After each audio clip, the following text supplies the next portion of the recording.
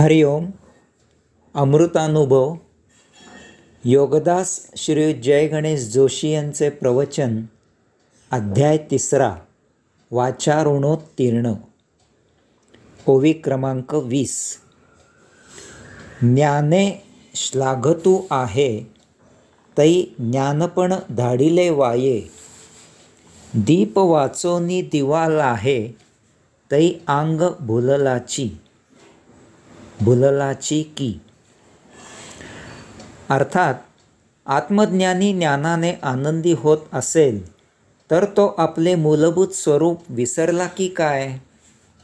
दुसऱ्या दिव्याच्या प्रकाशाने दिव्याचे दिवेपण राहत असेल तर तो दिवा त्याचे प्रकाशरूप विसरला की काय? एखादा दिवा अन्य दिव्याच्या प्रकाशाने जर प्रकाशित होत असेल तर याचा अर्थ तो दिवा स्वतःचे स्वत्व विसरला. तो स्वयंप्रकाशित आहे ते वाया गेले की काय? याचप्रमाणे जर आत्मज्ञानी ज्ञानाने आनंदी होत असेल, त्याला ज्ञानप्राप्ती झाल्याचा आनंद होत असेल, तर त्याच्या मूलभूत आत्मप्राप्तीचे काय? त्याच्या स्वयं आत्मज्ञानाचे काय? तो काय स्वत्व विसरला की काय? तर तसे होत नाही. प्रत्येक जीवात्मा स्वयं आत्मज्ञानी असतो. त्याला बाहेरून ज्ञानाची गरज नसते. तथापि या भौतिकाच्या मगरमिठीत तो लपेटलेला जातो, झाकोळून जातो. यामुळे तो जेव्हा साधना, उपासना, अध्यात्म, सत्संग, ध्यान, समाधी इत्यादी करतो, त्यावेळी त्याच्यावरील भौतिकाचे आवरण, त्याचे भौतिकात झाकोळणे त्याच्यापासून दूर होते आणि त्याला स्वस्वरूपाची जाणीव होते.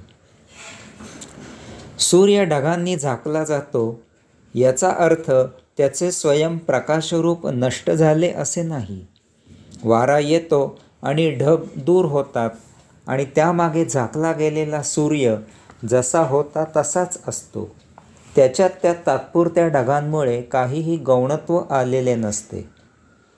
याचप्रमाणे ढगरूपी भौतिकाने झाकला गेलेला जीवात्मा वारारूपी अध्यात्माच्या साधना उपासनेने ते भौतिक ढग दूर होऊन पुन्हा जसा आत्मस्वरूप असतो तसा प्रकट होतो. ओवी क्रमांक 21. आपणपे आपणापाशी नेणता देशोदेशी, आपणापे गिवसी हे किरू होये. अर्थात जर आपण आपल्या स्वतःला, आपल्या निजरूपाला देश प्रदेशामध्ये शोधू लागलो तर ते सापडणे होणार आहे का?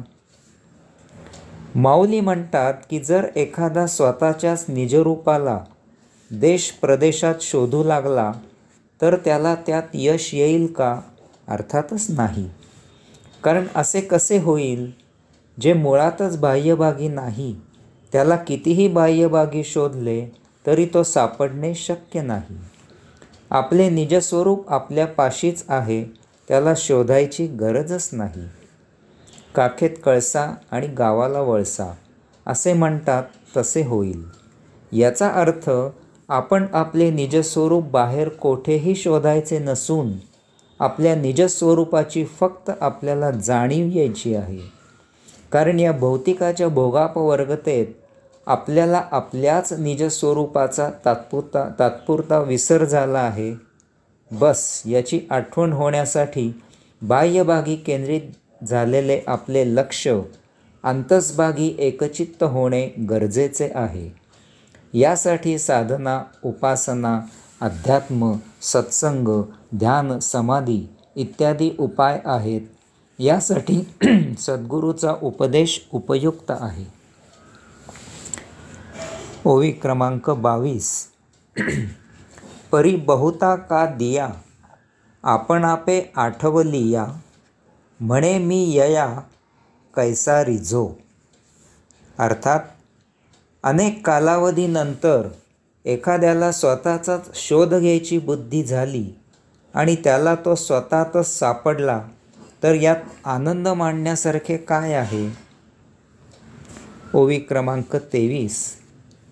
तैसा ज्ञानरूप आत्मा ज्ञानेची आपुली प्रभा करीतसे सोहमा ऐसा बंधू. अर्थात याचप्रमाणे स्वयं ज्ञानरूप आत्म्यासाठी आपल्याच ज्ञानाने मी तो स्वतः आहे असे ओळखून त्यात आनंद होण्यासारखे काय आहे. माऊली येथे या 2 श्लोकांमध्ये प्रश्न निर्माण करत आहेत आणि त्याचे उत्तर त्या पुढील ओवीत देत आहेत. ते विचारतात की जर एखाद्याला स्वतःचाच विसर झाला आणि जो कधीही हरवला नव्हता, नष्ट झाला नव्हता, जेथे आहे तेथेच होता, त्याचा त्याला शोध लागला, तर यात आनंद होण्यासारखे काय आहे. जे कधीही हरवले नव्हते, जे कधीही नष्ट झाले नव्हते, जे सदा स्वतः जवळच होते, त्यात सापडण्यासारखे काय आहे. उदाहरणार्थ समजा की आपला चष्मा आपणच आपल्या कपाळावर सरकवला आहे आणि तो हरवला आहे अशा मिथ्या भावनेने आपण तो घरभर शोधत आहोत. थोड्या कालावधीनंतर आपल्या असे लक्षात येते की चष्मा कपाळावर आहे. तर माऊली म्हणतात की यात आनंद होण्यासारखे काय आहे. हा तर आपला वेंधळेपणा आहे. त्याचे दुःख होईल, लज्जा वाटेल.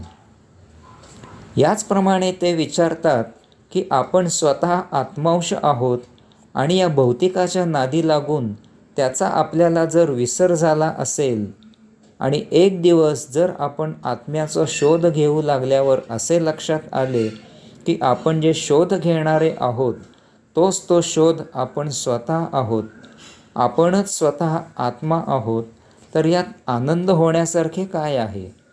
हा तर आपलाच वेंधळेपणा आहे. हा तर आपला वेडेपणा, मूर्खपणा आहे.